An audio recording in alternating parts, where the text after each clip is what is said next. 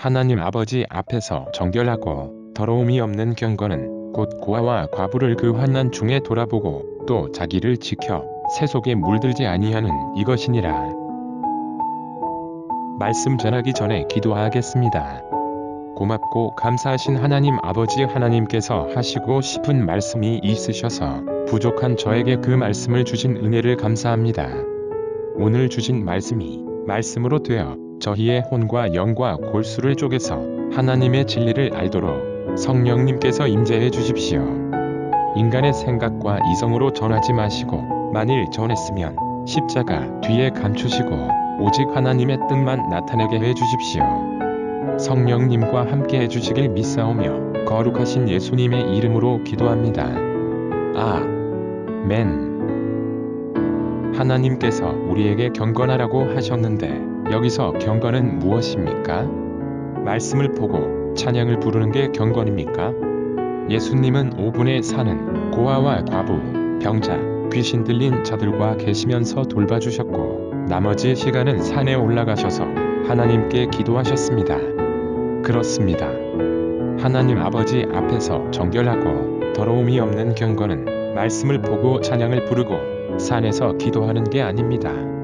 우리의 바쁜 현실에서 몸이 편치 않은 자와 마음 아파하는 자들을 돌아보고 그들을 통하여 하나님의 마음을 알게 하는 것이 거룩한 경건입니다. 우리가 하나님의 말씀을 생각하는 사고방식은 헬라적 사고여서 우리의 신앙이 자신 중심으로 하니까 매일 성경을 읽고 보고 듣고도 나 자신의 신앙으로 할 수밖에 없는 현실입니다. 하지만 말씀을 주신 히브리인들의 사고는 신앙의 주체가 나 자신이 아니라 먼저 하나님, 다음 내 이웃 그리고 맨 마지막으로 나 자신입니다. 그래서 본문을 들었을 때에 헬라인인 우리는 경건이라는 것은 개인이 성경 보고 찬양하는 것으로 생각하지도 모르지만 히브리인들은 경건이라고 하면 이웃들에게 돌봐주는 것으로 생각하고 있습니다. 요즘 시대는 한마디로 표현하면 은혜의 기근 시대, 또 은혜의 가뭄이라고 불러도 반감을 받지 않는 시대가 되어버렸습니다. 기근은 먹을 양식이 없어서 굶주리는 모습이고 가뭄은 비가 오지 않아서 땅이 갈라지고 생명이 더 이상 살 수가 있는 상태라고 합니다. 이런 상태가 우리 안에 자신은 인정할 수가 없지만 안타깝게도 모르게 있습니다. 은혜를 구해서 다른 사람들을 돌아볼 내가 나의 일 때문에 상대방을 아는 체를 해주지 않고 인사도 받지 않습니다. 며칠 후에 상대방에게 궁금해서 연락하면 상대가 서운했다고 불편한 마음을 토해놓습니다. 자신은 단지 보이지 않았는데 자신한테 서운한 감정이 있었으니 마음이 아파옵니다. 우리는 너무 소중한 본질을 도구인 사역에 취하여 살아가지 않습니까? 내 마음의 일이라는 벽에 가려 내 옆에 사람들을 지나쳐버린 나의 모습이 혹시 없습니까? 우리는 우리의 이웃들을 따스한 마음으로 품을 수가 없는 척박한 마음이 되어버렸습니다. 하나님의 자녀인데 달려가서 위로를 해줘야 되는데 남들한테 깊은 상처를 주기도 합니다. 이때야말로 하나님의 긍휼이 너무 필요한 때입니다. 긍휼이란 하나님이 우리와 함께 하신다는 뜻입니다. 이 시간은 올바른 경건이 무엇이고 경건 생활을 함으로 자신한테 얼마나 유익이 찾아오는지 또 악한 시대에 돌아보는 것이 얼마나 치유되는지를 은혜받기 원합니다. 첫째, 하나님이 우리와 함께 하시지 않으면 넘어지고 생활할 수가 없습니다. 함께 하시지 않으면 험한 세상에서 의지할 분이 없습니다. 이처럼 자신이 아니면 넘어지고 소외당할 것입니다. 미국의 대중 설교자이신 에드원 무디 목사님이 하루는 서재에 앉아 글을 쓰고 있는데 5살 먹은 그의 아들이 들어왔다고 합니다. 무디 목사님은 그 아들이 자신을 방해하지 않기를 바라면서 무얼 원하니 얘야? 하고 물었다고 합니다. 그러자 그 아들은 아무것도 원하지 않아요. 아빠와 함께 있고 싶어서 들어왔어요 라고 대답했습니다. 그리고는 마루에 앉아서 조용히 놀기 시작했다고 합니다. 정말이지 그는 아버지와의 교제만을 원했던 것입니다. 자신과 교제하기 싫어할 것이라고 생각했던 자매, 형제들의 마음에는 교제를 너무 하고 싶은 심리가 존재합니다. 그런데 상대방을 방해할까봐 두려운 마음에 그냥 쳐다만 봅니다. 교제하고 싶은 그 지체들과 시간이 없어서 교제하지 못할 망정 따뜻하게 인사도 하지 못하는 우리가 되어가고 있습니다. 한편 인사를 안 받아준다고 상대방을 미워하고 서운함을 가지게 됩니다. 바쁘고 사람들이 많이 있는 가운데 보지 않느냐? 고 깊은 서운한 감정을 가지면서 여기서 오해하는 생각을 하게 됩니다. 우리가 언제부터 자기중심적인 생활과 생각을 하고 있는지 마음이 아픕니다. 같이 이해하고 같이 서로의 정을 나누었던 우리인데 이제는 혼교, 곧 혼자서 교제해요. 혼에 혼자서 예배를 드려요. 등 홀로 신앙생활을 하고 있습니다. 예수님은 개인의 마음마다 계시지만 교제하는 가운데 당신도 여기에 있다고 마태복음 18장 20절에 말씀하셨습니다. 두세 사람이 내 이름으로 모인 곳에는 나도 그들 중에 있느니라. 사랑하는 여러분, 참된 경건은 어려운 사람들을 돌아보고 돌봐주는 것이라고 합니다. 이웃들을 위해 1시간, 아닌 30분, 이것도 힘들다고 하시면 30초의 따스한 인사를 하시고 설령 자신한테 인사와 아는 척을 하지 않더라도 상대를 불쌍히 여기고 이해하는 마음으로 봐주시길 예수님의 이름으로 부탁드립니다. 둘째, 돌보는 예수님이 나를 돌보시고 계신다는 것을 느끼도록 가시적인 힘이 되어주십니다.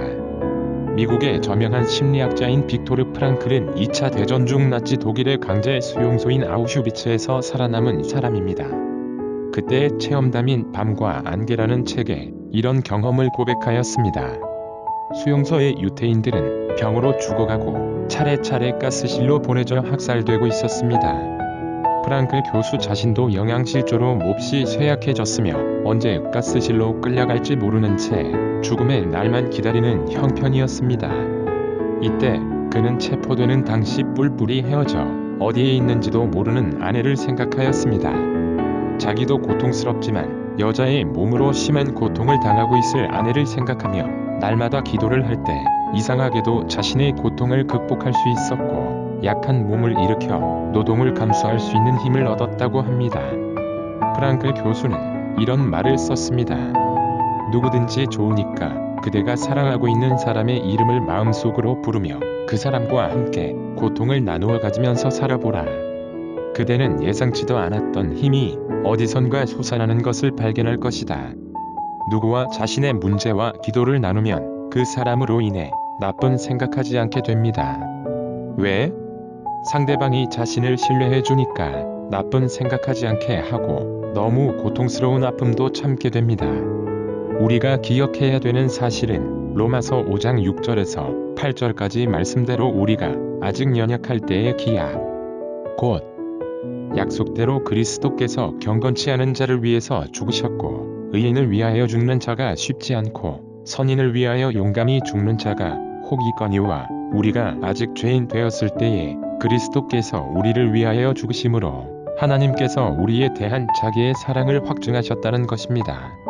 우리가 편안한 삶을 누리면서 살고 있고 마음이 아플 때에 하나님을 내 아버지라고 부르고 있습니다. 그런데 이러한 우리가 남을 위해서 너무나도 빡빡하고 인색합니다. 잠언 27장 10절에는 이런 말씀이 있습니다. 내 친구와 내 아비의 친구를 버리지 말며 내 환난 날의 형제의 집에 들어가지 말지어다. 가까운 이웃이 먼 형제보다 나으니라.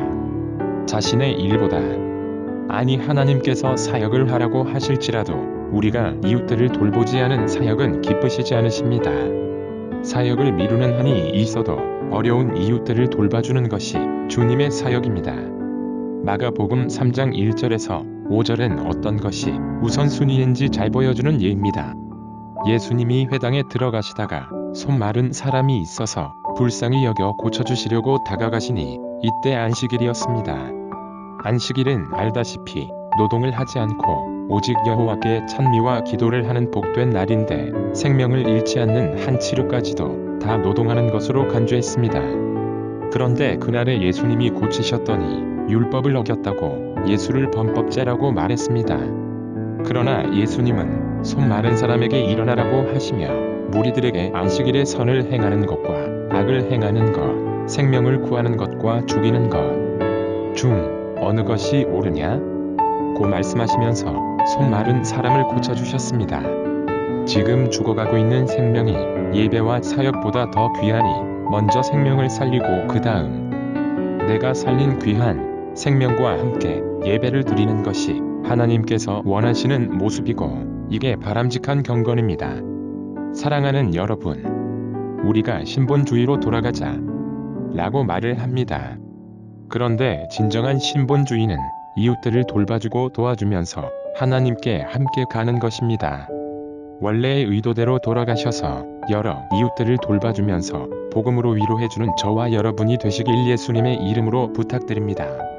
마지막으로 헌신적인 돌봄은 악한 시대를 지우하는 행위입니다. 마더 테레사 수녀의 실화입니다. 어느 날 밤 한 남자가 나를 찾아와 말했다. 아이들이 8명이나 되는 가정이 있습니다. 그들은 너무 가난해서 벌써 여러 날 동안 아무것도 먹지 못했습니다. 내가 그 남자와 함께 그 집을 찾아갔을 때 아이들은 오랜 영양실조로 얼굴이 뼈만 남아 있었다. 그들의 얼굴에는 슬픔이나 불행 같은 표정은 없었다. 단지 배고픔의 깊은 고통만이 있을 뿐이었다. 나는 그 집의 어머니에게 쌀을 주었다. 그러자 그녀는 쌀을 2몫으로 나누더니 절반을 들고 밖으로 나가는 것이었다. 그녀가 돌아왔을 때 내가 물었다. 어딜 갔다 오셨습니까? 그녀는 간단히 이렇게 대답하는 것이었다. 이웃집에요. 그 집도 배가 고프거든요. 나는 그녀가 쌀을 나누어 준 것에 대하여 그다지 놀라지 않았다. 가난한 사람은 실제로 더 많이 나눌 줄 아니까. 하지만 내가 놀란 것은 그녀가 이웃집이 배가 고프다는 것을 알고 있다는 것이었다. 대개 우리 자신이 고통을 받고 있을 때는 자신의 고통만을 생각하나 다른 사람들의 고통에 대해서는 마음을 쓸 여유가 없기 때문이다. 자신도 배고파서 남의 돌봄이 필요함에도 불구하고 나보다 더 어려운 이웃들을 위해서 내 양식을 나눠주는 것이 진정한 돌봄입니다. 여유가 생기면 기부하고 돌봐주겠다고 그러는데 이것은 위선이고 자만입니다. 설령 여유가 생겨도 기부하고 이웃들을 돌봐주기는커녕 자기를 위해서 기부하고 자기를 돌봅니다. 주 5일째 근무도 단축근로제도 내 이웃들을 돌아보는 시간이 아니라 사치와 어둠의 문화로 점점 빠져갈 것입니다.